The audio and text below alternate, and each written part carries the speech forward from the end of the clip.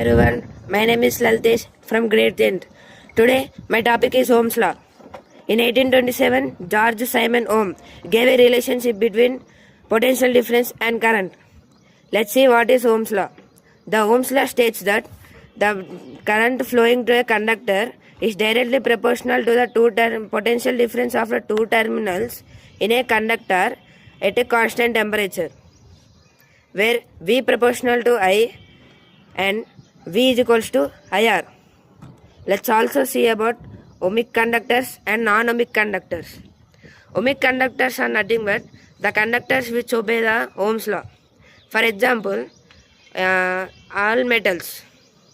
The non-ohmic conductors are nothing but the conductors which does not obey the Ohm's law. For example, transistors.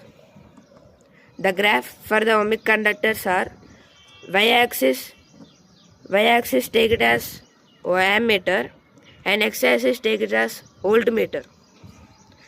In ohmic conductors, it forms a linear at a origin, and non-ohmic conductors, it forms a non-linear at origin. Thank you everyone.